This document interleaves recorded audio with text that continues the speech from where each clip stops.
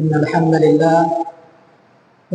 لله نحمده ونستعينه ونستغفره ونعوذ بالله من شرور أنفسنا ومن سيئات أعمالنا من يهد الله فلا مضل له ومن يضلله فلا هادي له وأشهد أن لا إله إلا الله وحده لا شريك له وأشهد أن محمدا عبده ورسوله أرسله بالحق بشيرا ونذيرا وداعيا إلى الله بإذنه وسراجا منيرا أما بعد فإن خير الحديث كتاب الله وخير الهدي هدي محمد صلى الله عليه وسلم وشر الأمور محدثاتها وكل محدثة بدعة وكل بدعة ضلالة وكل ضلالة في النار. فقد قال الله تعالى في كلامه المجيد في فرقانه الحميد: أعوذ بالله من الشيطان الرجيم. قل يا عبادي الذين أسرفوا على أنفسهم لا تقنطوا من رحمة الله إن الله يغفر الذنوب جميعا إنه هو الغفور الرحيم. وقال تعالى في موضع آخر: أعوذ بالله من الشيطان الرجيم والذين لا يدعون مع الله إلها آخر ولا يقتلون النفس التي حرم الله إلا بالحق ولا يزنون. وقال النبي صلى الله عليه وسلم: التائب من الذنب كمن لا ذنب له. আলহামদুলিল্লাহ, শুরুতেই প্রশংসা জ্ঞাপন করছি সে আল্লাহ সুবহানাহু ওয়া তাআলার উদ্দেশ্যে, যে মহান রব্বুল আলামিন আমাদেরকে আকলবান করে সুস্থ বিবেক দিয়ে আমাদেরকে পৃথিবীতে প্রেরণ করেছেন।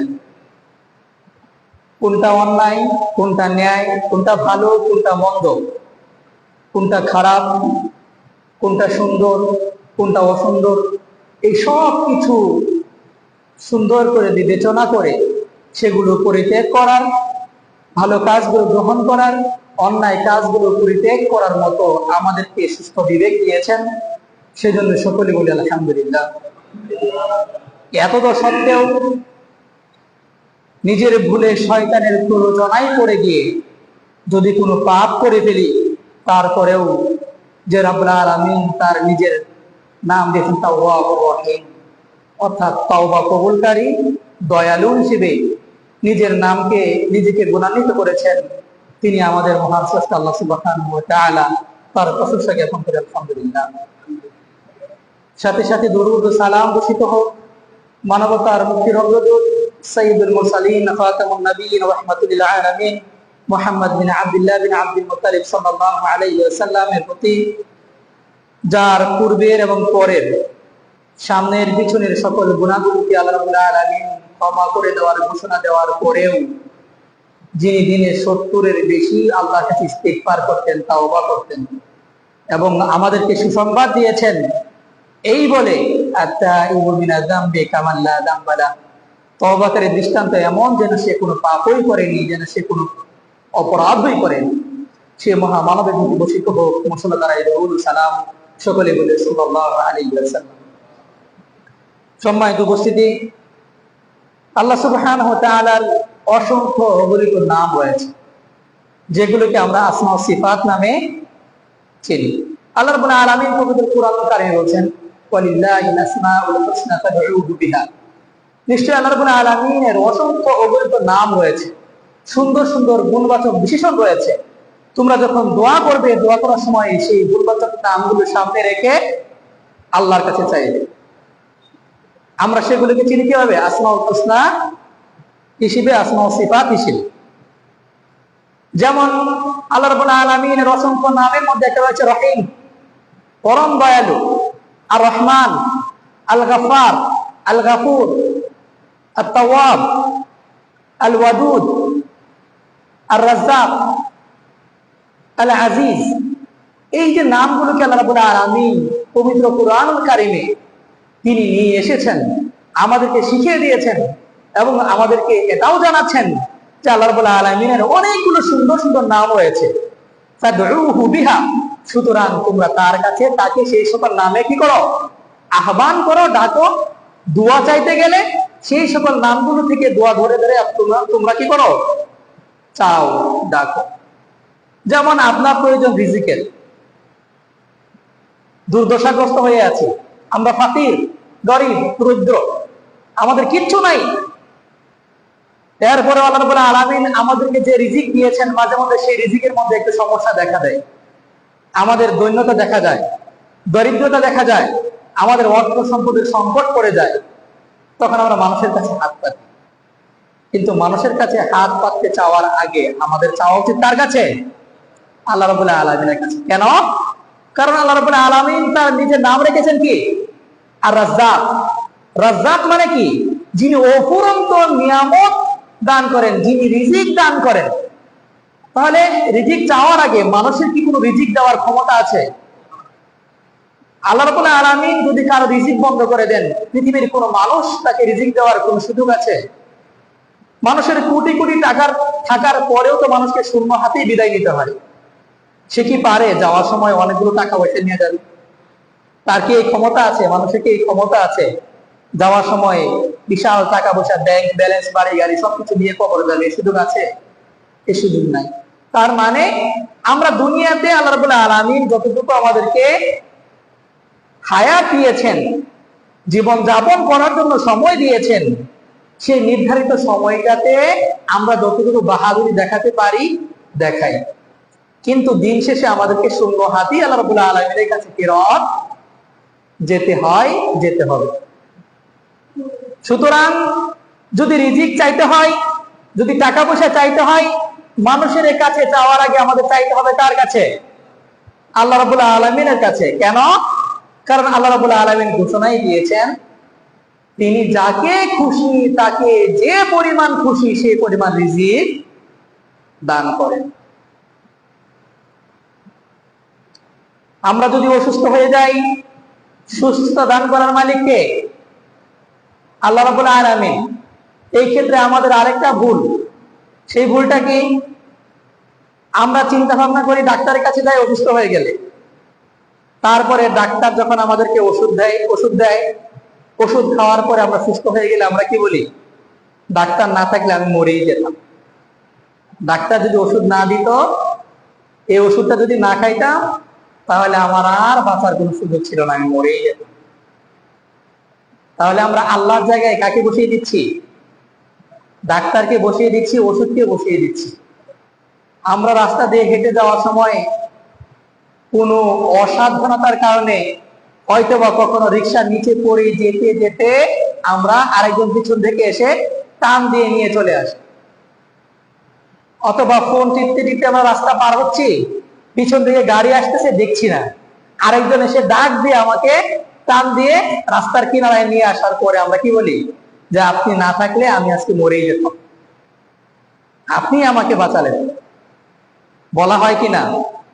আমরা নিজের অজান্তেই এমন কোনো কিছু কথা বলে ফেলি যে সকল কথাগুলোর কারণে আমাদেরকে জাহান্নামে চলে যেতে হয়। এই জন্যই ওষুধের কোনো ক্ষমতা নাই। আল্লাহ রাসূল সাল্লাল্লাহু আলাইহি ওয়াসাল্লাম বলছেন, পৃথিবীতে এমন কোনো অসুস্থতা নাই যে রোগের ওষুধ আল্লাহ রাব্বুল আলামিন নাজিল করেন নাই। অর্থাৎ পৃথিবীতে যত ধরনের রোগী থাকুক না কেন, সব রোগের ওষুধ আল্লাহ রাব্বুল আলামিন পৃথিবীতে দিয়ে রেখেছেন। এখন আমরা সেটা আবিষ্কার করতে একটু লেট করি, বিজ্ঞানীরা সেটাকে উদ্ভাবন করতে হয়তো একটু সময় নেয়। যেমন আগে ক্যান্সার রোগের কোনো চিকিৎসা ছিল না। ধরেন 100 বছর আগে, 200 বছর আগে ক্যান্সার আক্রান্ত হলে মানুষ কি হতো? মারা যেত। কিন্তু এখন চিকিৎসা আছে। কারণ মানুষের আগে জানতো না চিকিৎসাটা কি, এখন তারা উদ্ভাবন করেছে, বের করেছে। তার মানে কি, আল্লাহ রাব্বুল আলামিন সেই রোগের ওষুধটাকে আল্লাহ রাব্বুল আলামিন দিয়ে রেখেছেন, প্রতিষেধকটা দিয়ে রেখেছেন। এখন সেটাকে আমাদের খুঁজে খুঁজে বের করতে হবে। রাসূলুল্লাহ সাল্লাল্লাহু আলাইহি ওয়াসাল্লাম এটাই বললেন, পৃথিবীতে যত ধরনের রোগ রয়েছে সব রোগের জন্য আল্লাহ রাব্বুল আলামিন নিরাময়ক হিসেবে ওষুধ আল্লাহ রাব্বুল আলামিন নাজিল করে রেখেছেন। যখন সঠিক ওষুধ প্রয়োগ করা হয় তখন আল্লাহ রাব্বুল আলামিনের ইচ্ছায় সে কি হয়ে যায়, আরোগ্য লাভ করে, সে সুস্থ হয়ে যায়। সুতরাং অসুস্থ হলে ডাক্তারের পিছনে দৌড়ান, কোনো সমস্যা নাই, ওষুধ খেতে হবে, এটাই ঠিক। কিন্তু আপনার ওষুধেই আপনাকে সুস্থ করে দিয়েছে, ডাক্তারই আপনাকে সুস্থ করে দিয়েছে, আরেকজন মানুষ আপনাকে বাঁচিয়ে দিয়েছে, এই ধরনের কথা আমাদের বলা যাবে না। বলতে হবে কি, আল্লাহ রাব্বুল আলামিনের ওসিলায়, আল্লাহ রাব্বুল আলামিন আপনার ওসিলায় আমাকে সুস্থ করে দিয়েছেন, এই ওষুধের ওসিলায় আল্লাহ রাব্বুল আলামিন আমাকে সুস্থ করে দিয়েছেন। সুন্দর করে শব্দ আমাদেরকে শিখতে হবে। কারণ রাসূলুল্লাহ সাল্লাল্লাহু আলাইহি ওয়াসাল্লাম বলছেন, পৃথিবীতে মানুষ নিজের অজান্তে এমন কিছু কথা বলে ফেলে, এমন কিছু কাজ করে ফেলে, সে জানে না সে কি করছে, সে জানে না সে কি বলছে, কিন্তু তার কথাতে আল্লাহ রাব্বুল আলামিন পরম সন্তুষ্ট হয়ে যান, যার ফলে আল্লাহ রাব্বুল আলামিন তাকে জান্নাতে দিয়ে দেন। আবার ঠিক অনুরূপ ভাবে মানুষ এমন কিছু কথা বলে ফেলে, যে সকল কথার কতটুকু ইফেক্ট করতে পারে, কতটুকু ক্ষতি হতে পারে, এই বিষয়টা মানুষ অনুধাবন করে না। কিন্তু এমন কথা বলে ফেলে যে কথার কারণে আল্লাহ রাব্বুল আলামিন অনেক বেশি রাগান্বিত হয়ে যান, অনেক বেশি ক্রোধান্বিত হয়ে যান, যার ফলে তাকে জাহান্নামে যেতে হয়। মুসলিম মানে কি, আত্মসচেতন, সদা সর্বদা সে যে কাজটা করবে, যে কথাটুকু সে বলবে, তার প্রত্যেকটা কথা, প্রত্যেকটা কাজ হতে হবে কি, তার বিচার বিশ্লেষণ করে তারপরে কথা বলতে হবে। আল্লাহ রাসূল সাল্লাল্লাহু আলাইহি ওয়াসাল্লাম তো বলেই দিয়েছেন, মান সামাতা নাজা, যে ব্যক্তি চুপ থাকবে সেই ব্যক্তি যেন বেঁচে গেল, যে চুপ থাকলো সে ব্যক্তি যেন কি করলো, বেঁচে গেল।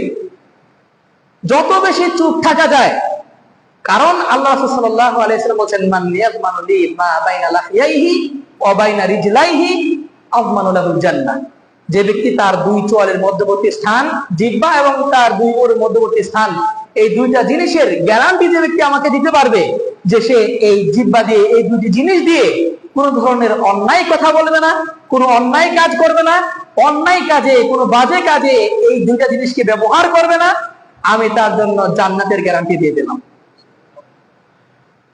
তাহলে এই দুইটা জিনিস হচ্ছে বড় খতরনাক, জিহ্বাটা হচ্ছে অনেক বেশি খতরনাক। এই জন্য আরবিতে বলা হয় যে কথা বলা যদি রৌপ্যের সাথে তুলনা করা হয়, কথা বলাকে যদি রূপার সাথে তুলনা করা হয় বা স্বর্ণ মুদ্রার সাথে তুলনা করা হয়, তাহলে চুপ করে থাকাকে তুলনা করা হবে কিসের সাথে, মুক্ত দানার সাথে। কথা বলার চাইতে চুপ করে থাকাকে রাসূল সাল্লাল্লাহু আলাইহি সাল্লাম, আলেম ওলামাগণ সবাই কি করেছেন, প্রাধান্য দিয়েছেন। যেখানে কথা না বললেই নয়, সেখানে কথা বলতে হবে। যদি পাশ কাটিয়ে চলে যাওয়া যায় তাহলে সেটা আরো বেশি ভালো। তবে হ্যাঁ, এখন এই কথা বলতে গিয়ে আমাদের সামনে যদি অন্যায় হয়, আমরা যদি অন্যায় করতে দেখি কাউকে, তাহলে কি চুপ করে থাকা যাবে? সেই ক্ষেত্রে চুপ করে থাকা যাবে না। কারণ রাসূলুল্লাহ সাল্লাল্লাহু আলাইহি ওয়াসাল্লাম এই কথা বলে দিয়েছেন, মান রাআ মিনকুম মুনকারান ফালিয়ুগাইয়িরহু বিয়াদিহি, তোমাদের সামনে কোনো ব্যক্তি যদি কোনো অন্যায় কাজ করে, অন্যায় কাজ করছে, অপরাধ করছে, তাহলে তোমাদের করণীয় হচ্ছে কি, সক্ষমতা থাকলে হাত দিয়ে তাকে বাধা দিতে হবে। না, এই কাজ করা যাবে না, সরাসরি তাকে এখান থেকে বাধা দিতে হবে। যদি হাত দিয়ে বাধা দেওয়ার সুযোগ সক্ষমতা তার না থাকে, তাহলে মুখ দিয়ে হলে বলতে হবে, তুমি যে কাজটা করছো সেই কাজটা করা যাবে না, এই কাজটা বন্ধ করো, এটা আল্লাহর সাথে নাফরমানি করা হচ্ছে, এটা সমাজের মধ্যে বিশৃঙ্খলা তৈরি করছে, এই কথা আপনাকে আমাকে বলতে হবে। এই ক্ষেত্রে চুপ করে থাকার কোনো সুযোগ নাই। চুপ করে থাকাকে এই ক্ষেত্রে, অন্যায়ের প্রতিবাদ করার ক্ষেত্রে চুপ করে থাকাকে আল্লাহ সাল্লাল্লাহু আলাইহি ওয়াসাল্লাম বলছেন, এটা হচ্ছে সবচেয়ে দুর্বল ঈমানের পরিচয়। অর্থাৎ মুমিন মুসলিম মানে কি, সে যে সমাজে থাকবে সেই সমাজটাকে সুন্দর করার জন্য তার সর্বোচ্চ রকম প্রচেষ্টা করতে হবে। কোন ধরনের অন্যায় কাজ তার সমাজে চলবে আর সে চুপ করে থাকবে, এটা করা যাবে না। মুসলিম মানে কি? আল্লাহ রাসূল সাল্লাল্লাহু আলাইহি ওয়াসাল্লাম বলেছেন, আল মুসলিমু মান সালিমাল মুসলিমুনা মিন লিসানিহি ওয়া ইয়াদিহি। মুসলিম হচ্ছে, প্রকৃত মুসলিম হচ্ছে সেই ব্যক্তি যার জিহ্বা, যার হাত থেকে, যার কথা থেকে, যার মুখ থেকে, যার হাতের অরিষ্ট থেকে অন্য মুসলিমরা নিরাপদে থাকে, সবসময় ভালো থাকে। এটাই হচ্ছে আদর্শ মুসলিম, প্রকৃত মুসলিম। সুতরাং লম্বা পায়জামা, লম্বা পাঞ্জাবি, জুব্বা, টুপি পরে আমি মসজিদে আসি, সবসময় মসজিদে আসি, আমি প্রকৃত মুসলিম এমনটা নয়। বরং আমাকে মসজিদে আসার পাশাপাশি সমাজে অন্যায় কাজ আমার কথার মাধ্যমে, আমার হাতের মাধ্যমে যাতে কোনো অন্যায় কাজ সংগঠিত না হয়ে যায়, সম্পাদিত না হয়ে যায়, এই চেষ্টা আমাদের করতে হবে। যা বলছিলাম প্রিয় উপস্থিতি, আল্লাহ রাব্বুল আলামিন বলছেন তার গুণবাচক অনেকগুলো নাম রয়েছে। তার মধ্যে আল্লাহ রাব্বুল আলামিনের গুণবাচক একটা নাম হচ্ছে কি? আত-তাওয়াব, মানে যিনি তাওবা গ্রহণ করেন, তাওবা কবুল করেন। তাওবা জিনিসটা কি? তাওবা শব্দের শাব্দিক অর্থ হচ্ছে আর রুজু, ফিরে আসা। মানে আপনি যেতে যাচ্ছেন ঢাকায়, আপনাকে ফিরে আসতে হবে।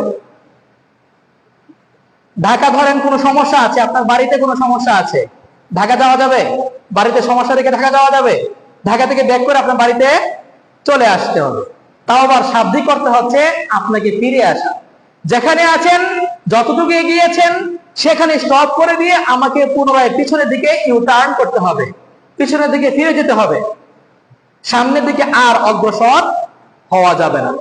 পরিভাষায় তাওবা বলা হয় যখন বান্দা কোনো কাজ করে ফেলে, যে কাজের ব্যাপারে রাব্বুল আলামিন নিষেধ করে দিয়েছেন, আল্লাহ রাব্বুল আলামিন যে সকল কাজ করতে আমাদেরকে নিষেধ করেছেন, অথবা যে সকল কাজ করতে আল্লাহ রাব্বুল আলামিন আদেশ করেছেন, কিন্তু সেই কাজটাতে আমার কিছু ঘাটতি রয়ে গেছে, ঘাটতি দেখা দিয়েছে, অথবা রাব্বুল আলামিন যে কাজের ব্যাপারে আমাদেরকে নিষেধ করেছেন, সেই কাজ যদি আমরা করি, সেই অন্যায় কাজটুকু যদি আমরা করি, সেই পাপের সাথে যদি আমরা জড়িয়ে যাই, তাহলে সেখানে আমাদেরকে ফুল স্টপ করে দিয়ে আমাদের পাপের জন্য লজ্জিত হয়ে, অনুতপ্ত হয়ে আল্লাহ রাব্বুল আলামিনের দিকে ফিরে এসে আল্লাহ রাব্বুল আলামিনের কাছে ক্ষমা চাওয়ার নামটাই হচ্ছে কি?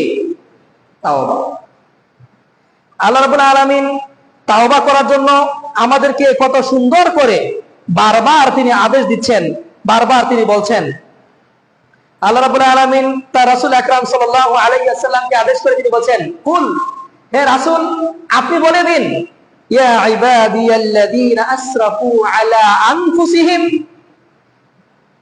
হে আমার বান্দাগণ, তোমরা যারা অন্যায় করতে করতে করতে করতে, অপরাধ করতে করতে, নিজেদের উপর জুলুম করতে করতে একবারে সীমা ছাড়িয়ে গেছো, পাপ করতে করতে একবার নিজের উপর হতাশ হয়ে গেছো, যে এত পাপ করেছি জীবনে, এতবার নামাজ ছেড়ে দিয়েছি, এতবার নামাজ কাজা করেছি, এতবার অন্যায়ের সাথে জড়িত হয়েছি, যে এখন আর ক্ষমা চাওয়ার মতো অবস্থা নাই, এখন আর তাওবা করার মতো অবস্থা নাই।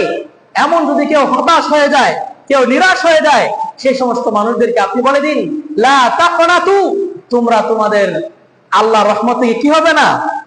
নিরাশ হয়ো না। লা তাকনাতু মির রাহমাতিল্লাহ, আল্লাহর রহমত থেকে নিরাশ হয় না। বরং আল্লাহ রাব্বুল আলামিন কি বলছেন? ইন্নাল্লাহা ইয়াগফিরুদ দুনুবা জামিআ ইন্নাহু হুয়াত তাওয়াবুর রহিম। তোমরা যারা অন্যায় করতে করতে ক্লান্ত হয়ে গেছো, পাপ করতে করতে একবারে সীমা অতিক্রম করে ফেলেছো, যে সকল কাজের ব্যাপারে রাব্বুল আলামিন আদেশ করেছেন, সেই কাজগুলোকে বাদ দিতে দিতে দিতে দিতে নিজের উপর জুলুম করতে করতে আকাশ পরিমাণ তোমাদের জুলুম হয়ে গেছে, পাপ হয়ে গেছে, অন্যায় হয়ে গেছে, তোমরা আল্লাহ রহমত থেকে কখনো নিরাশ হয় না। ইন্নাল্লাহা ইয়াগফিরুদ দুনুবা জামিআ, নিশ্চয়ই আল্লাহ রাব্বুল আলামিন সমস্ত গুনাহকে ক্ষমা করেন। এরপর আল্লাহ রাব্বুল আলামিন বলেন, ইন্নাহু হুয়াল গাফুরুর রহিম। এই আয়াতের শেষে আল্লাহ রাব্বুল আলামিন কিন্তু দুইটা আসমা ও সিফাত নিয়ে আসছেন। কি সেটা? ইন্নাহু হুয়া আল গাফুর আর রহিম, নিশ্চয়ই তিনি ক্ষমাশীল, আর রহিম পরম দয়ালু। সুতরাং অন্যায় মানুষ হিসেবে জন্মগ্রহণ করেছে, আমাদের অন্যায়ের কোনো শেষ নাই। সকালবেলা ঘুম থেকে ওঠা থেকে শুরু করে নিয়ে ঘুমাতে যাওয়ার আগ পর্যন্ত, ঘুমাতে যাওয়া পর্যন্ত, এমনকি ঘুমিয়ে ঘুমিয়ে আমরা মাঝে মধ্যে স্বপ্ন দেখি যে কিভাবে অন্যের সম্পদ আমরা কি করতে পারি? হরণ করতে পারি। কিভাবে অন্যের টাকা মেরে দিতে পারি, এই চিন্তা ভাবনা আমরা ঘুমের মধ্যে স্বপ্নে দেখি। অন্যায় করতে করতে, সারাক্ষণ অন্যায় চিন্তা করতে করতে ঘুমের মধ্যে আমরা সেই চিন্তাই করি, সেই ফিকিরই করি। মানুষ হিসেবে আমাদের ভুলের কোনো সীমা নাই। যদি ভুল নাও করে থাকি, তাহলেও যে আল্লাহ রাব্বুল আলামিন যে সকল কাজকে হারাম করে দিয়েছেন, সে সকল হারাম কাজে যদি নিজেরা নাও জড়াই, তারপরও সম্ভাবনা থাকে রাব্বুল আলামিন যে সকল কাজের ব্যাপারে আমাদেরকে আদেশ করেছেন, সেই কাজগুলো সঠিকভাবে আমরা করতে পারি না, এরও একটা সম্ভাবনা থাকে। বলছি পাপ কোনটা? যে সকল কাজের ব্যাপারে রাব্বুল আলামিন আদেশ করেছেন কিন্তু সেটা আমরা করতে পারছি না বা ছেড়ে দিচ্ছি, তাহলে সেই ক্ষেত্রেও আমাদের সাথে কি হচ্ছে? পাপ হচ্ছে। এরপরে রাসূলুল্লাহ রাব্বুল আলামিন যে সকল কাজের ব্যাপারে আমাদেরকে কি করেছেন? আরাম করে দিয়েছেন, নিষেধ করেছেন, আমাদেরকে বাদ দেওয়ার জন্য কথা বলেছেন, সেই সকল কাজগুলোকে বাদ না দিয়ে যদি সেই সকল কাজে আমরা জড়িয়ে পড়ি, তাহলে সেটা কি হচ্ছে? আমাদের জন্য পাপ হচ্ছে। সুতরাং পাপ আমরা সারা দিন করি, কথায় বার্তায় আচার আচরণে। আমরা মনে করি যে অন্যায় কাজ না করলে সেটা পাপ হয় না। রিকশাওয়ালার সাথে ভাড়া দেওয়ার দম করতে গিয়ে আমরা রিকশাওয়ালাকে ধমক দিয়ে দিই, তো রিকশাওয়ালাকে ধমক দিচ্ছি, এটা আমার জন্য পাপ হচ্ছে না? রাসূল সাল্লাল্লাহু আলাইহি ওয়াসাল্লাম বলে দিলেন যে মুসলিম হবে সেই ব্যক্তি যার জিহ্বা থেকে অন্য মুসলিম নিরাপদে থাকবে। তা আপনি ধমক দিয়ে তার সারাটা দিন নষ্ট করে দিলেন। সকালবেলা যদি কেউ আমাকে ধমক দেয়, সারাদিন বিষয়টা আমার মাথায় প্রভাব ফেলবে না? দিনের বেলা যদি কেউ আমাকে অন্যায় হবে, ধরেন আপনি এক জায়গাতে চাকরি করেন, আপনার বস যদি আপনাকে ধমক দেয় সকালবেলা বা দুপুরবেলা, সারাদিন আপনার কাজের মধ্যে মন থাকবে? থাকবে না।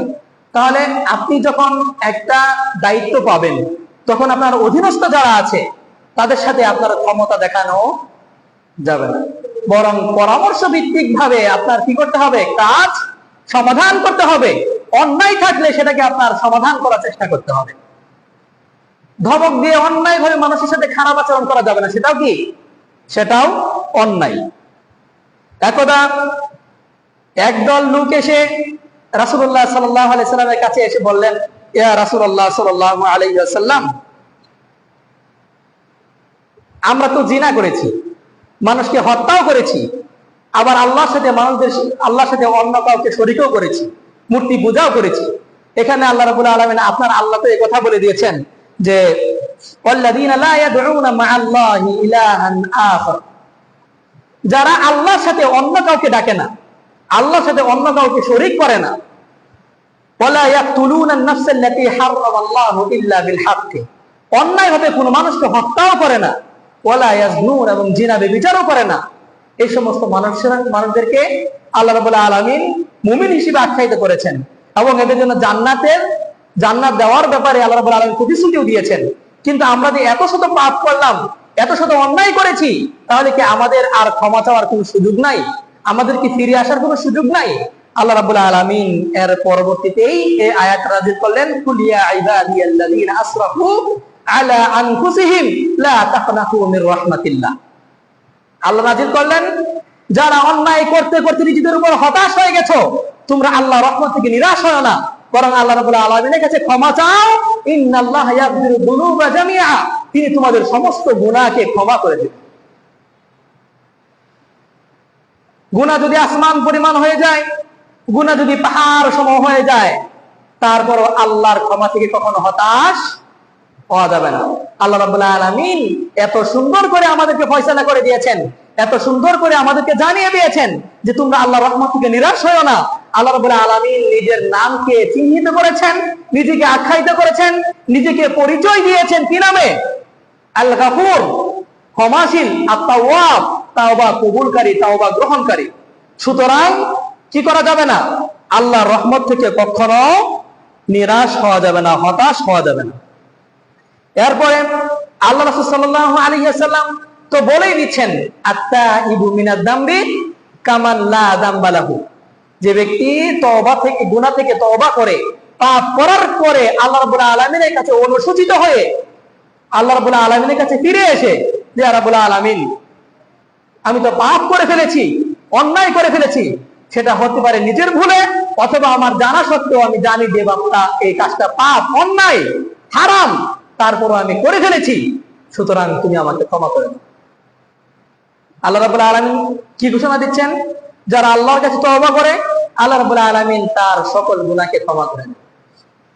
এরপর রাসূল সাল্লাল্লাহু আলাইহি ওয়াসাল্লাম বলছেন কি, আত-তাইবু মিনাদ যামবি কামান লা যামবা লাহু, গুনাহ থেকে তওবাকারী দৃষ্টান্ত এমন যেন সে কোনো পাপই করেনি, যেন সে ওই কাজটা করেই নাই। ধরেন এখানে মুনকার কিরামান কাতিবিন আছে, যারা সব সময় আমাদের ভালো কাজগুলো লেখে, আবার খারাপ কাজগুলো সব সময় লিপিবদ্ধ করে থাকে। ইনারা এমন ভাবে দায়িত্ব পালন করেন, আমরা মানুষেরা দায়িত্ব দিলে দায়িত্ব পেলে কি করি? দায়িত্ব অবহেলা করি। সরকার আমাদেরকে একটা দায়িত্ব দেওয়ার পরে আমরা সেই দায়িত্বে যে যতটুকু পারি অবহেলা করার চেষ্টা করি, দায়িত্ব চুরি করার চেষ্টা করি, কিভাবে একটু লুকিয়ে থাকা যায়। ধরেন একজন শিক্ষক শিক্ষকতা করে, সে যতটুকু পরিমাণ পরিশ্রম করা দরকার, যেভাবে শিক্ষার্থীদেরকে সামনের দিকে এগিয়ে নিয়ে যাওয়া দরকার, সেটা না করে শুধু শীট দিয়ে দিয়ে দিয়ে দিয়ে চালিয়ে যায়। পরীক্ষার মধ্যে এগুলো আসবে বলে বাকিগুলো পড়ানোর খবর নাই, শুধু ওই যে চিহ্নিত যেগুলো আছে সেগুলো করিয়ে বাকিটুকু ফাঁকি ঝুঁকি দিয়ে চলে যাচ্ছে। এটাও কি আমানতের খিয়ানত? তাহলে এটাও কি এক প্রকার অন্যায়। এই যে আমরা মানুষেরা সদা সর্বদা চেষ্টা করি কি কাজে ফাঁকি দিতে, কিন্তু ফেরেশতাদেরকে যে আল্লাহ রাব্বুল আলামিন দায়িত্ব দিয়েছেন, তারা একটা শব্দ, মুখ দিয়ে যে শব্দগুলো উচ্চারণ করছি এগুলা তারা কি করেন না, কখনো লিখতে ভুল করেন না, গড়িমসি করেন না। সাথে সাথে যা বলছি, যা চিন্তা করছি, যা ভাবছি, যা করছি সবকিছু তারা এখানে কি করে রাখেন? লিখে রাখেন। এমন ভাবে লিখে রাখেন যখন মানুষেরা অন্যায়কারীরা পৃথিবীতে অন্যায় করতে করতে করতে করতে আল্লাহ রাব্বুল আলামিনের কাছে হাজির হয়ে যাবে, যখন রাব্বুল আলামিন তাদের সামনে ওই যে যেটা ফেরেশতাগণ লিখে রেখেছেন সারা জীবনে, সেই আমলনামা যখন সামনে নিয়ে আসবে, সে আমলনামা দেখে মানুষরা কি বলবে? এটা কি কিতাব, লা ইউগাদিরু সগীরাতাও ওয়ালা কাবীরাতান ইল্লা আহসাহা। এটা কি এক ভয়ঙ্কর কিতাব, এটা কি ভয়ঙ্কর এক আমলনামা। এখানে ছোট বড় কোনো কিছু ছাড় দেওয়া হয় নাই, সবকিছু এখানে লিপিবদ্ধ করে রাখা হয়েছে। তাহলে আমাদের সব কিছুকে আল্লাহ রাব্বুল আলামিন এখানে লিখে রাখছেন, আমাদের আমলনামাতে লিখে রাখার জন্য দুইজন ফেরেশতাকে দায়িত্ব দিয়ে রেখেছেন। কিন্তু যখন আমরা কোনো একটা পাপ করব, কোনো একটা অন্যায় করব, অন্যায় করার সাথে সাথে ফেরেশতাগণ কি করেন? সেটাকে একটু সময় দেন যে দেখি এখানে ব্যক্তিটা কি করে, তওবা করে কিনা। তওবা করলে সেটাকে আর লিখেন না, কিন্তু একটা নির্দিষ্ট সময় যখন অতিক্রান্ত হয়ে যায়, অতিবাহিত হয়ে যায়, তখন তারা হতাশ হয়ে নিরাশ হয়ে সেটা কি করে রাখেন? লিখে রাখেন। কিন্তু একটা সময় দিয়ে রাখেন যে মানুষ যে অন্যায়টা করেছে, যে পাপটা করেছে, সেই পাপটা থেকে সে বিরত থাকবে, সে ফিরে আসার চেষ্টা করবে, সে তওবা করবে। যদি আবার তওবা করে সেটাকে সাথে সাথেই রাবার দিয়ে আমরা লেখার পরে কি করি? কাঠ পেন্সিল দিয়ে লেখার পরে আমরা রাবার দিয়ে সেটাকে মুছে ফেলা যায়। ঠিক তেমনি ভাবে এটাকে আল্লাহ রাব্বুল আলামিন মুছে দেন, যে সে কোনো অন্যায়টাই করে নাই, তওবা করলে সেটাকে এমন ভাবে মুছে দেওয়া হয়, সেটাকে এমন ভাবে একবারে মিটিয়ে ফেলা হয় যেন তার আমলনামাতে এই পাপটা কখনো সে করেই নেই। এত সুন্দর সুযোগ দিয়েছেন আল্লাহ রাব্বুল আলামিন, তারপর আমরা কি করি না? সেই সুযোগটাকে কাজে লাগাই না। পাপ কে করেন? অন্যায় কে করেন? অন্যায় করে না এমন কোন মানুষ নাই। কোনো না কোনো ভাবে সে ব্যক্তি অন্যায়ের সাথে জড়িত আছে। যদি অন্যায় নাও করে তারপরও তওবা করতে কি কোনো সমস্যা আছে?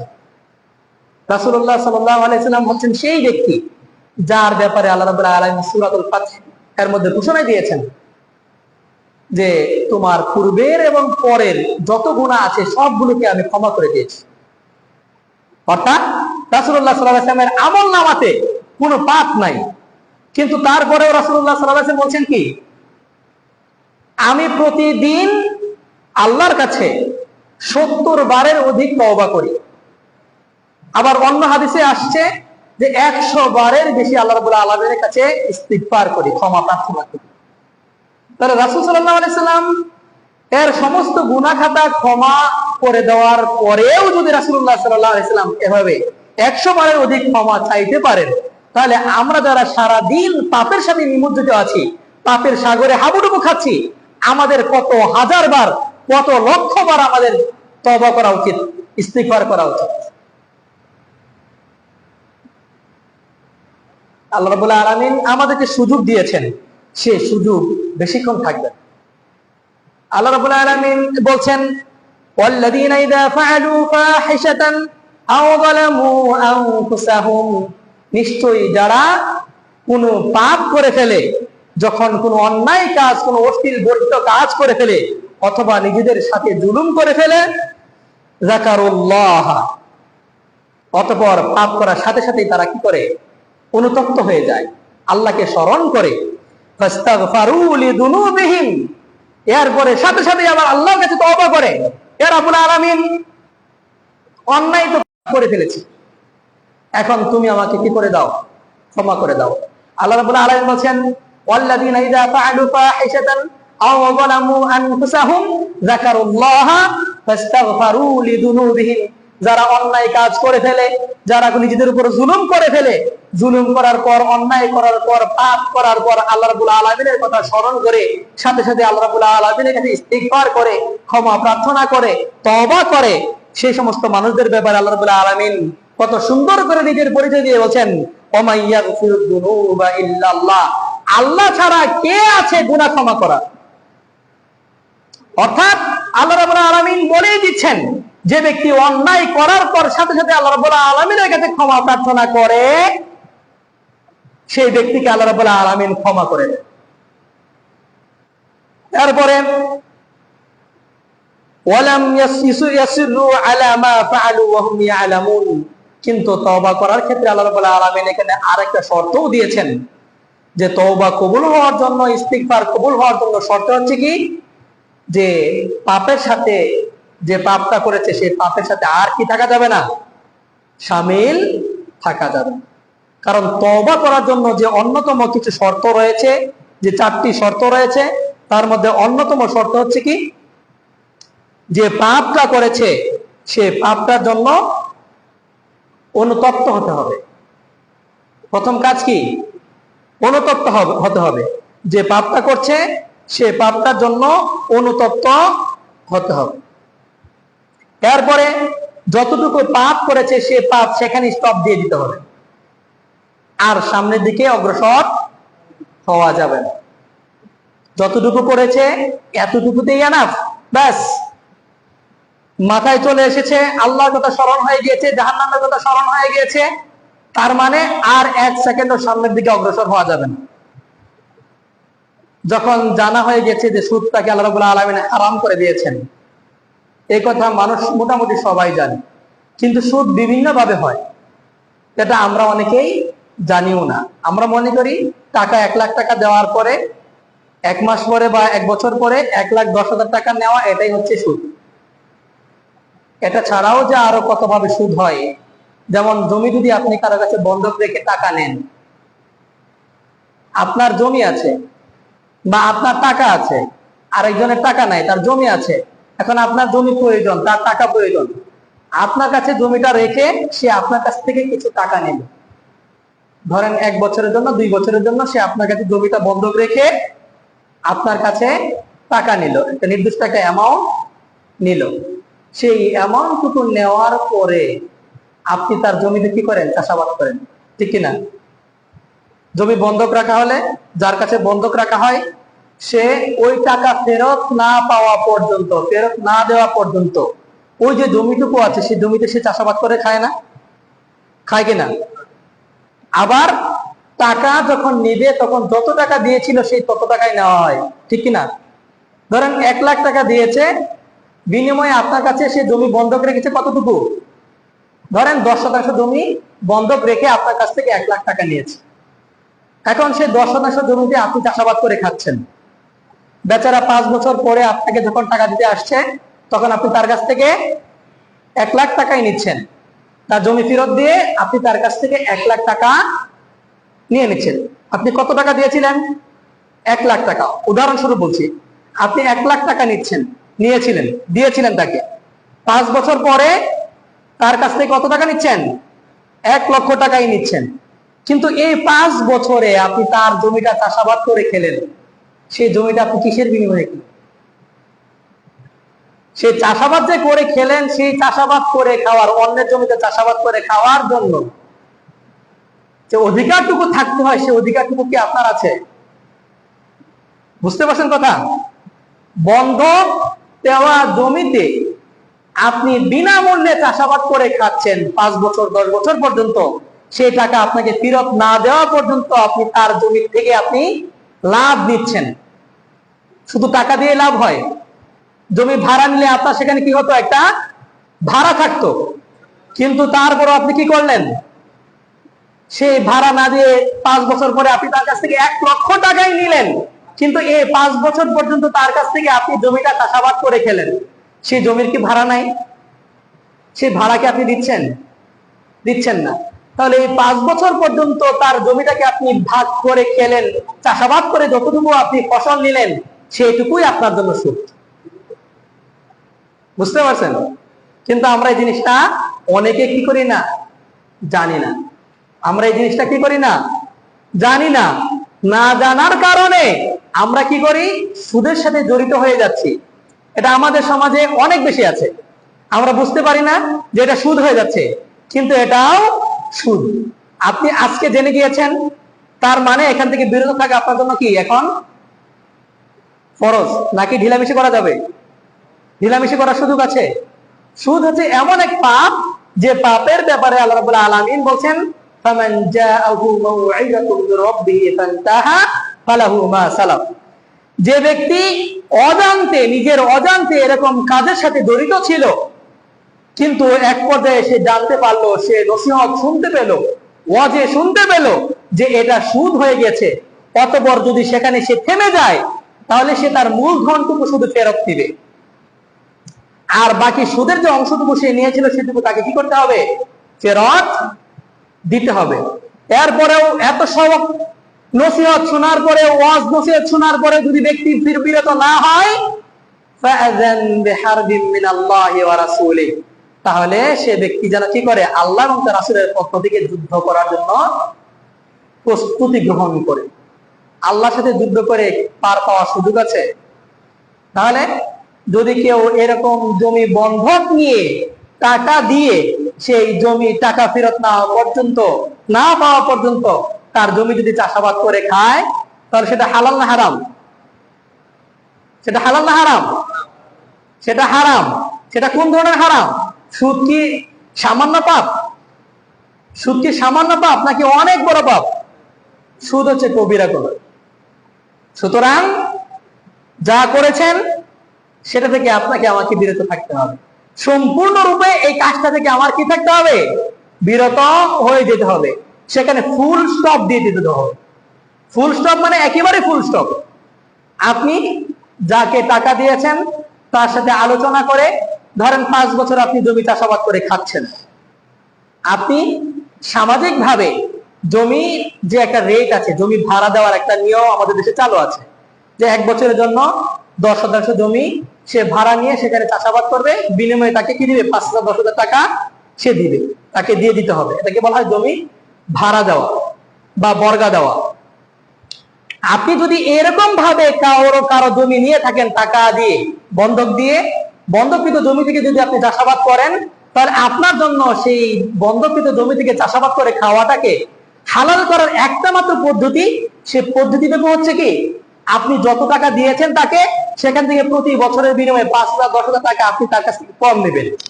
5 বছর পরে যদি তার কাছ থেকে টাকা নেন, তাহলে ওই 5,000 10,000 টাকা যতটুকু আপনি কাটতে পারেন, এতটুকু কেটে বাকি টাকাটুকু আপনি তার কাছ থেকে নেবেন। তাহলে আপনার জমি চাষাবাদ করে যতটুকু করে খেয়েছেন সেটুকু আপনার জন্য হালাল হবে। অন্যথায় একথা শোনার পরেও আপনি যদি সেই জমিটা চাষাবাদ করে খেতেই থাকেন, আর টাকা নেওয়ার সময় মূলধন যতটুকু দিয়েছিলেন সেই মূলধনটুকু যদি আপনি নিয়ে নেন, একবারে পুরোটাই নেন, তাহলে এই যে 5 বছর পর্যন্ত তার জমিটাকে চাষাবাদ করে যে খেয়েছেন, সেটা আপনার জন্য আপনার আমলনামায় সুদ হিসেবে গণ্য হবে, সুদ হিসেবে লেখা হবে। সুতরাং এই বিষয়গুলো থেকে আমাদের কি থাকতে হবে, সাবধান থাকতে হবে। এই বিষয়টা আমাদের কি করতে হবে, একরকম বিশেষভাবে আমাদের সতর্ক থাকতে হবে। সুতরাং রাসূলুল্লাহ সাল্লাল্লাহু আলাইহি ওয়াসাল্লাম কে আল্লাহ রাব্বুল আলামিন আমাদের জন্য ক্ষমা চাওয়ার জন্য যে বিষয়গুলো আমাদেরকে বলে দিয়েছেন, সেই বিষয়গুলো আমাদের কি করতে হবে, চেষ্টা করতে হবে এবং সেই অনুযায়ী আমাদেরকে পথ চলার চেষ্টা করতে হবে। এবং আমাদেরকে সবসময় আল্লাহ সাল্লাল্লাহু আলাইহি সাল্লাম আমাদেরকে আরেকটা দোয়া শিখিয়েছেন। সেই দোয়াটা কি? আস্তাগফিরুল্লাহাল্লাযী লা ইলাহা ইল্লা হুয়াল হাইয়ুল কাইয়্যুম ওয়া আতুবু ইলাইহি। আল্লাহ রাসূল সাল্লাল্লাহু আলাইহি সাল্লাম বলেন, যদি কোনো ব্যক্তি কোনো পাপ করার পরে এই দোয়াটা 3 বার পড়ে, তাহলে সে ব্যক্তির এই পাপটাকে ক্ষমা করে দেওয়া হবে। যদিও সে যুদ্ধের ময়দান থেকে পলায়ন করার মতো পাপ করে, তারপরেও সেটাকে কি করে দেওয়া হবে? ক্ষমা করে দেওয়া হবে। আমরা জানি যুদ্ধের ময়দানে, জিহাদের ময়দানে আমাদেরকে অটল অবিচল থাকার ব্যাপারে আমাদেরকে আদেশ করা হয়েছে। যদি জিহাদের পুরো পরিস্থিতি চলে আসে তখন পিছু হটা যাবে না, যুদ্ধের ময়দান থেকে পলায়ন করা যাবে না, বরং সেখানে অটল অবিচল থেকে আল্লাহর শত্রু, আল্লাহর দুশমন যারা রয়েছে তাদের বিরুদ্ধে আমাদের সংগ্রাম চালাতে হবে। সেখান থেকে পিছপা হওয়া যাবে না। রাসূলুল্লাহ সাল্লাল্লাহু আলাইহি ওয়াসাল্লাম যে কথা বলেছেন হাদিসে, ইজতানিবুস সাবআল মুবিকাত, তোমরা 7টি ধ্বংসাত্মক বিষয় থেকে বেঁচে থাকবে।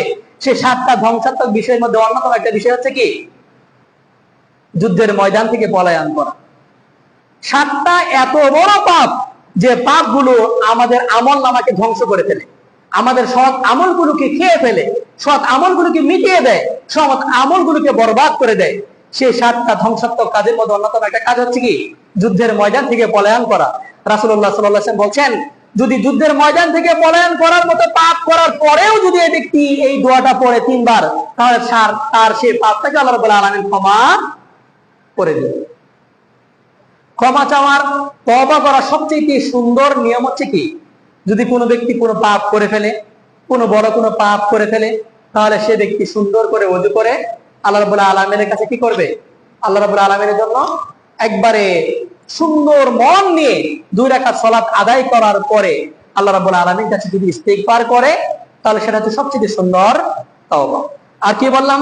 তওবার জন্য সবচেয়ে প্রথম এবং প্রধানতম শর্ত হচ্ছে পাপ যতটুকু করেছি সেখানে ফুল স্টপ দিয়ে দিতে হবে, সামনের দিকে আর যাওয়া যাবে না। আর নিজেকে এই কথা, এই সংকল্প করতে হবে যে আমি আর কোনোদিন আমার জীবন দশায়, আল্লাহ যতদিন বাঁচিয়ে রাখে, আর কোনোদিন এই পাপটা করব না। এটা হচ্ছে তাওবার শর্ত, যে আমি আর আমার জিন্দেগিতে কোনোদিন এই পাপটুকু করব না, এই পাপের দিকে অগ্রসর হব না। এটা আমাদের সংকল্প করতে হবে, এটা আমাদের মনের মধ্যে তীব্র ইচ্ছা জাগ্রত করতে হবে, একবারে মনটাকে শক্ত করে এটা আমাদেরকে মাথার মধ্যে লিখে রাখতে হবে, মনের মধ্যে গেঁথে নিতে হবে যে আমি যতটুকু পাপ করেছি সে পাপ এখানেই ফুল স্টপ, আর সামনের দিকে অগ্রসর হব না, এই পাপ আর জিন্দেগিতে কোনোদিন করব না। রাব্বুল আলামিন তুমি আমাকে ক্ষমা করে দাও। আরেকটা হচ্ছে সময় থাকা সময়ে আমাদের কি করতে হবে? তওবা করতে হবে। সময় থাকা মানে কি? আমাদের মৃত্যু সজ্জায় গিয়ে হুজুর ডেকে এনে তাওবা করা, এই তাওবার কোনো দাম নেই। একবারে মৃত্যু সজ্জায় চলে গিয়ে তাওবা করলে তাওবার কোনো দাম নাই, সেটা দিয়ে কোনো ফায়দা হবে না, সেটা দিয়ে আপনার কোনো কাজেও আসবে না। কেন? আমরা ফেরাউনের কথা জানি না? ফেরাউন সারা জীবন কি পরিমাণ পাপ করেছে, কি পরিমাণ অন্যায় না করেছে। পৃথিবীতে একমাত্র ব্যক্তি যে নিজেকে রব দাবি করেছিল, এছাড়া এই ফেরাউন ছাড়া আর কোন ব্যক্তি নিজেকে প্রতিপালক দাবি করেন। সে নিজে কি বলছে? আনা রব্বুকুমুল আ'লা, আমি তোমাদের সবচেয়ে বড় প্রতিপালক, সবচেয়ে বড় রব, আমি তোমাদের খাওয়াই, আমি তোমাদেরকে পড়াই। ফেরাউন ছাড়া আর কেউ এই দাবি করতে পারেনি। আমরা আবু জাহেলের নাম জানি, আবু জাহেল এত বড় পাপ করেন নাই, আবু লাহাবও এত বড় পাপ করে নাই। যখন বদর যুদ্ধের সময় এরা যখন মুসলিমদের সাথে যুদ্ধ করতে যাচ্ছিল, তখন এই মক্কার বড় বড় যারা দায়িত্বশীল ছিল, এই বড় বড় কাফের যারা ছিল, এরা কাবাগরের সামনে গিয়ে আল্লাহ রাব্বুল আলামিনের কাছে গিয়ে দোয়া চাচ্ছিল, রাব্বুল আলামিন এখানে যদি আমরা ভালো হই তাহলে আমাদেরকে তুমি বিজয় দান করি, যদি তারা ভালো হয় তাহলে তাদেরকে বিজয় দান করি। আল্লাহর কাছে কিছু চাইছে, কিন্তু ফেরাউন কি করে নাই? আল্লাহর কাছে চায় নাই, বরং সে নিজে কি করত? নিজেকে রব দাবি করেছিল। সে ফেরাউন মুসা আলাইহিস সালাম এবং তার সম্প্রদায়কে কি পরিমাণ কষ্ট দিয়েছে, এত পরিমাণ কষ্ট দিয়েছে যে একাধারে 7 বছর পর্যন্ত যত মায়ের গর্ভে যত সন্তান, ছেলে সন্তান জন্মগ্রহণ করত, সবাইকে কি করত? সে মেরে ফেলত। এরপরে বনি ইসরায়েলকে সে নিজেদের দাস বানিয়ে নিয়ে নিয়েছিল। মানে বনি ইসরায়েলে কে জন্মগ্রহণ করলে, জন্মগ্রহণ করা মানেই তার দাসত্ব গ্রহণ করতে হবে, তার কাজ করতে হবে। এরকম ভাবে আল্লাহ রাব্বুল আলামিনের সাথে যত পরিমাণ নাফরমানি করা যায়, ব্যক্তি নাফরমানি করেছিল। কিন্তু এর পরেও আল্লাহ রাব্বুল আলামিন তাকে এত পরিমাণ সুযোগ দিয়ে রেখেছিল, কিন্তু সে সুযোগ গ্রহণ করে নাই। শেষ পর্যায়ে মুসা আলাইহিস সালাম এবং তার দলকে, সম্প্রদায়কে ধাওয়া করতে করতে করতে করতে যখন নদীর মধ্যে চলে গেল, দেখছে মুসা আলাইহিস সালাম এর জন্য নদী ফাঁকা হয়ে গেছে, একবারে নদীর পানি সব খালি হয়ে গেছে, মুসা আলাইহিস সালাম চলে যাচ্ছে। মুসা আলাইহিস সালামের পিছে পিছে তারাও ধাওয়া করলো। এরপরে যখন পানিতে চুবানো খাওয়া শুরু হলো, দেখলো যে আর মুক্তির কোনো সুযোগ নাই, আর এখান থেকে ফেরত আসার, নাজাত পাওয়ার কোনো সুযোগ নাই। তখন আল্লাহ রাব্বুল আলামিনের কাছে সে কি করলো? তাওবা করা শুরু করলো, আল্লাহ রাব্বুল আলামিনের কাছে ক্ষমা চাওয়া শুরু করলো। আল্লাহ রাব্বুল বলছে, আল-আন, এখন তোমার সময় হয়েছে তাওবা করার। অথচ সারা জীবন তোমার এত পরিমাণ সুযোগ ছিল, তুমি কোনোদিন তাওবা করো নাই, শুধু নাফরমানি করে গিয়েছো। আর এখন যখন দেখছো যে এখন মুক্তি পাওয়ার আর কোনো সুযোগ নাই, এখন তাওবা করছো? জি না, এখন তাওবা করার কোনো সুযোগ নাই। তার মানে আপনি মৃত্যু সজ্জায় যাওয়ার আগেই আপনাকে তাওবা করতে হবে। আবার তাওবা করার জন্য সবচেয়ে উৎকৃষ্ট সময় কোনটা? অন্যায় করার সাথে সাথেই নিজের ভুলটা বুঝে আল্লাহ রাব্বুল আলামিনের কাছে ক্ষমা চাওয়াটাই হচ্ছে সবচেয়ে সুন্দর সময়। এরপরে যত বেশি সময় আপনি অতিবাহিত করবেন, যত বেশি কাল ক্ষেপণ করবেন, তার জন্য আপনার দুইবার তওবা করতে হবে। একটা তওবা হচ্ছে কি, যে আপনি পাপটুকু করেছেন, যে অন্যায়টুকু করেছেন, সে অন্যায়ের জন্য তওবা। আর দ্বিতীয় তওবাটা হচ্ছে কি, আপনি তওবা করতে সময় নিয়েছেন, কাল ক্ষেপণ করেছেন, আপনি পিছিয়ে নিয়েছেন। 10 বছর আগে একটা পাপ করেছেন, সেই 10 বছর পর্যন্ত আপনি তওবা করেননি, এখন আসছেন তওবা করতে। তওবা গ্রহণ হবে, কিন্তু দুইটা তওবা করতে হবে। একটা হচ্ছে কি, রাব্বুল আলামিন, আমি যে অন্যায় করেছি, সে অন্যায়ের জন্য তুমি আমাকে ক্ষমা করে দাও। আরেকটা তওবা কেন? যে রাব্বুল আলামিন, আমি যথাসময়ে তোমার কাছে তওবা করিনি, এখন তওবা করছি, তুমি আমার তওবাকে গ্রহণ করো, আর আমার কাল বিলম্ব করার জন্য, সময় ক্ষেপণ করার জন্য তুমি আমাকে আমার তওবাটুকু কবুল করে নাও। এই জিনিসটা আমাদের করতে হবে। এক কথাই আল্লাহ রাব্বুল আলামিন এর কাছে মানুষ যত পাপই করুক না কেন, যত অন্যায় করুক না কেন, অন্যায় করার পর আমাদের হতাশ হওয়া যাবে না। যে সারা জীবন এত পরিমাণ নামাজ ছেড়েছি, এখন কি আর নামাজ পড়লে আল্লাহ নামাজ কবুল করবে? আল্লাহ রাব্বুল আলামিন কি বলেছেন? নামাজ কবুল করবে কি কিনা? আল্লাহ রাব্বুল আলামিন অবশ্যই নামাজ কবুল করবেন, কিন্তু আপনাকে তওবা করতে হবে। আর যাতে করে জীবনে কোনোদিন নামাজ আপনার কাছ থেকে ছুটে না যায়, সেজন্য আল্লাহ রাব্বুল আলামিনের কাছে দৃঢ় চিত্তে আপনার সংকল্প গ্রহণ করতে হবে। আপনার তীব্র বাসনা আল্লাহ রাব্বুল আলামিনের কাছে পেশ করতে হবে যে জীবদ্দশায় আর কোনোদিন এক ওয়াক্ত নামাজ আমার কাছ থেকে ছুটে যাবে না। এই চেষ্টা আপনার সার্বিকভাবে, চেষ্টা কি আপনাকে করতেই হবে। নামাজ ছেড়ে দেওয়ার মতো পাপ কখনো করা যাবে না। এরপরে সারাক্ষণ সদা সর্বদা হাঁটতে বেরোচ্ছি, মসজিদে যাচ্ছি, বাজারে যাচ্ছি, সবসময় আমাদের কি করতে হবে? আস্তাগফিরুল্লাহ, আস্তাগফিরুল্লাহ, আস্তাগফিরুল্লাহ। এগুলা বললে কি আমাদের বেশি কষ্ট হবে? আস্তাগফিরুল্লাহ বলতে পারি না এমন কেউ আছি? সবাই জানে আস্তাগফিরুল্লাহ বলতে পারি। এমনটা যদি বলেন যে হুজুর আমি তো আরবিতে পারি না, আমি তো আরবিতে আল্লাহর কাছে তওবা কিভাবে করব, সেই তওবা তো আরবিতে আমি বলতে পারছি না, রাসূলুল্লাহ সাল্লাল্লাহু আলাইহি ওয়াসাল্লাম যে দোয়া শিখিয়েছেন সেই দোয়া তো আমি বলতে পারছি না, আপনাকে আরবিতেই বলতে হবে এরকমটা নয়। বরং আপনি আপনার নিজের ভাষাতে আল্লাহর কাছে তওবা করেন, আল্লাহর কাছে চেয়ে নেন, আল্লাহর কাছে ক্ষমা ভিক্ষা করেন, আল্লাহর কাছে ক্ষমা চান। আল্লাহর কাছে ক্ষমা চাওয়ার ক্ষেত্রে আরেকটা বড় বিষয় হচ্ছে কি, আল্লাহর কাছে চাওয়ার ক্ষেত্রে, আল্লাহর কাছে যখন আমরা কোনো কিছু চাইবো, তখন আমাদের যে বিষয়টা খেয়াল রাখতে হবে, আমরা নিজেদেরকে যত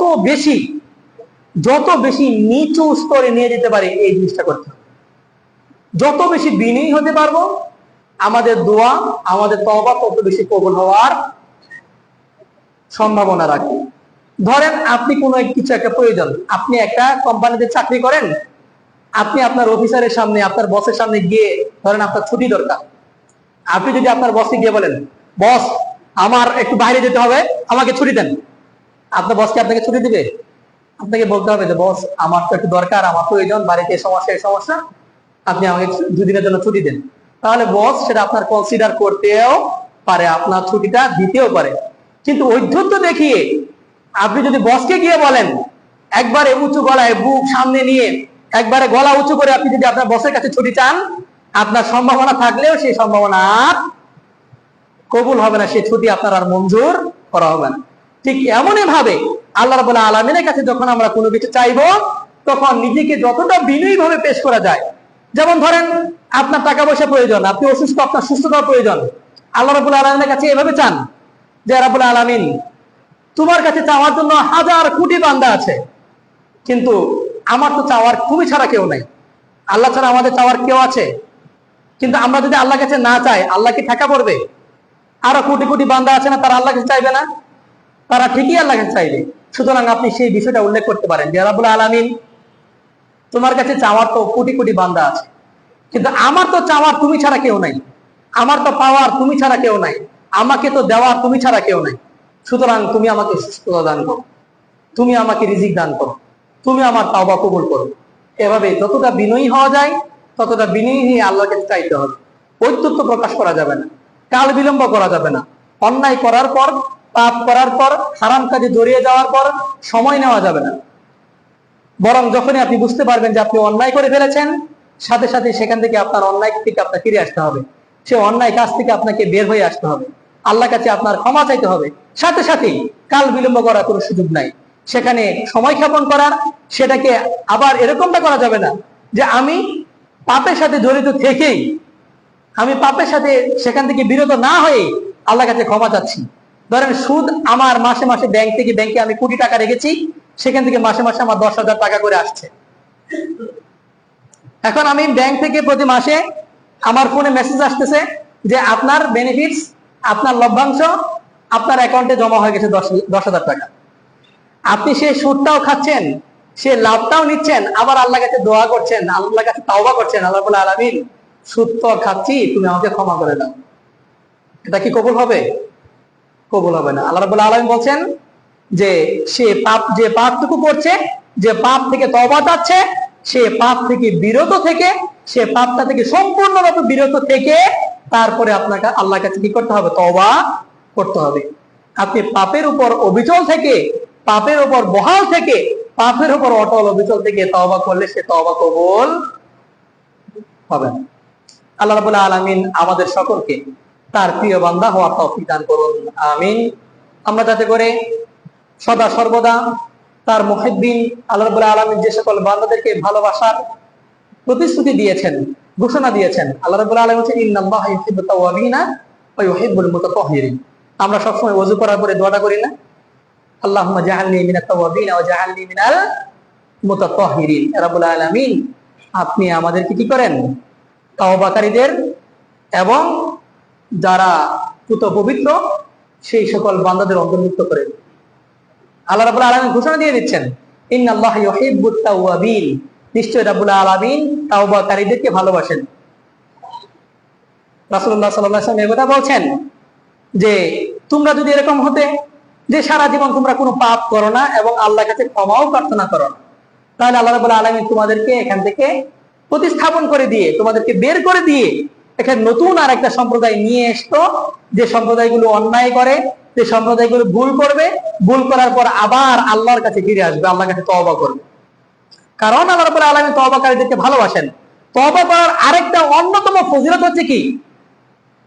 আল্লাহ রাব্বুল আলামিনকে ভালোবাসেনই, তার উপরও আরেকটা ফজিলত হচ্ছে আল্লাহ রাব্বুল আলামিন আমাদেরকে সবচেয়ে সুন্দর সুযোগ দিয়েছেন, আমাদের গুনাহগুলোকে আল্লাহ রাব্বুল আলামিন ক্ষমা করে দিবেন। এবং আল্লাহ রাসূল সাল্লাল্লাহু আলাইহি ওয়াসাল্লাম বলছেন যে ব্যক্তি ইস্তিগফার, ক্ষমা প্রার্থনাকে সবসময় নিজের সাথে ওতপ্রোতভাবে নিজেকে জড়িত করে নিচ্ছে, উঠতে বসতে সবসময় আস্তাগফিরুল্লাহ আস্তাগফিরুল্লাহ বলবে, এই ব্যক্তির জন্য আল্লাহ রাব্বুল আলামিন এমন কিছু রিজিকের ব্যবস্থা করে দিবেন, সে বুঝতেই পারবে না যে রিজিকটা কোথা থেকে আসছে। কোন একটা সমস্যায় পড়ে গিয়েছেন, সমস্যা থেকে সমাধানের কোনো পথ খুঁজে পাচ্ছেন না, কিন্তু আপনি যদি এই পর্যায়ে বেশি বেশি করে তওবা করেন, ইস্তিগফার করেন, আস্তাগফিরুল্লাহ আস্তাগফিরুল্লাহ বলতে থাকেন, তাহলে দেখবেন সেই সমস্যা থেকে আল্লাহ রাব্বুল আলামিন কিভাবে যে আপনাকে উত্তোলন করে দিবেন, সেখান থেকে বের করে নিয়ে আসবেন, এমন একজন মানুষকে আপনার কাছে পাঠিয়ে দিবেন যাকে আপনি চিনতেনও না, জানতেনও না, আপনি বুঝতেও পারছেন না সেই ব্যক্তিরা কোথা থেকে আসলো, তার তো এখানে আসার কোনো কাজই ছিল না, কথাই ছিল না, তারপরে সেই ব্যক্তি সেখানে এসে আপনাকে উপকার করে দিয়ে চলে যাবে। সুতরাং আল্লাহ রাব্বুল আলামিন এর পথে, আল্লাহ রাব্বুল আলামিনের তাওবার পথে আমরা যাতে করে সদা সর্বদা অটল অবিচল থাকতে পারি, সবসময় যাতে করে নিজের জিহ্বায় সবসময় আল্লাহর নাম জপতে পারি, আল্লাহ রাব্বুল আলামিন আমাদের সবাইকে সে তৌফিক দান করুন, আমিন।